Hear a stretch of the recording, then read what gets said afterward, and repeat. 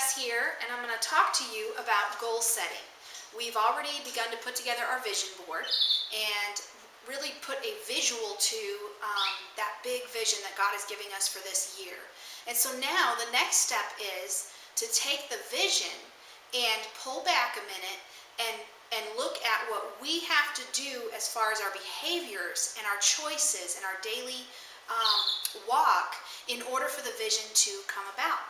And that is why we goal set. That's why we sit down and set goals. They are benchmarks for us to look forward to work towards, okay?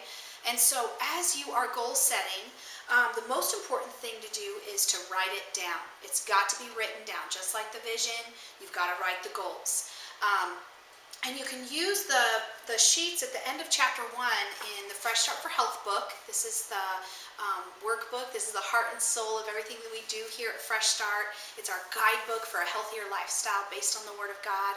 And in chapter 1 at the end, we've just got some great goal-setting worksheets that you can use so that you don't have to invent your own. And you don't have to sit there and kind of scratch your head and try to think it up on your own. This worksheet will actually walk you through setting your goals. If you don't yet have the book, you can do a very similar thing on your own. And just sit down, and I would challenge you to choose the top 3 areas that you want to make changes to work towards that vision. So choose the top 3.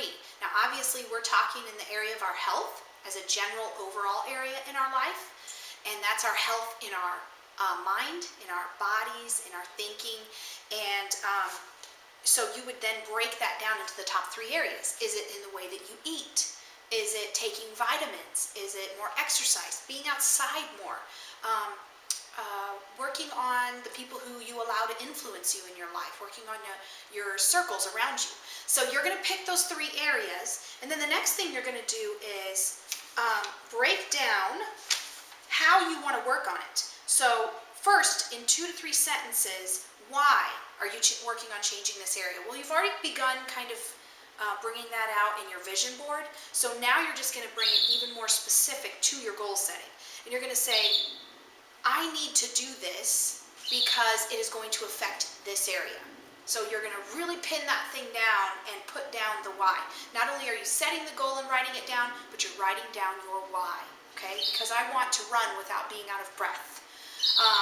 I want to be able to do hiking with my children, or I want to be able to wake up every morning and have energy.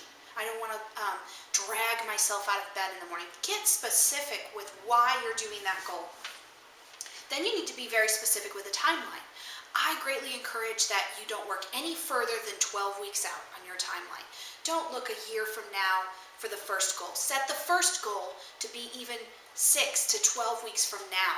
And that's going to give you a good benchmark to then break that goal down into very achievable action steps every day. But if you're looking too far out, it's very hard to do that. It's just too much. Our minds just can't take it all in. It becomes overwhelming. And so set a very clear timeline for that specific goal, okay, for each of these 3 areas we've already named. Then you break down the steps, which we like to call around here action steps, that it's going to take to achieve it. So if you have said that your goal is to consistently 5 times out of 7 mornings wake up with energy, or consistently be able to exercise with your children, or whatever it is that your goal is, you're then going to take and make the steps that will get you there. And you can order them in order of importance with a deadline on each one, but a lot of them are going to be repetitive. That's the truth about goal setting. We don't like to always hear that because that can also sound boring.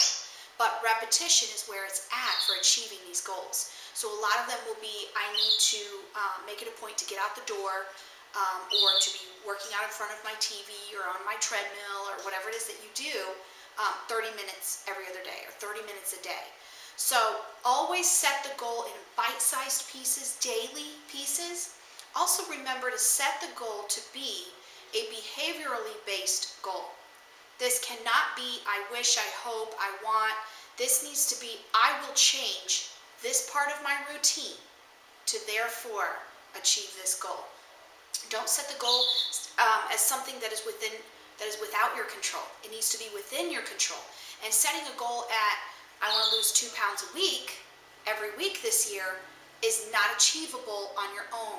And so that's not within your control.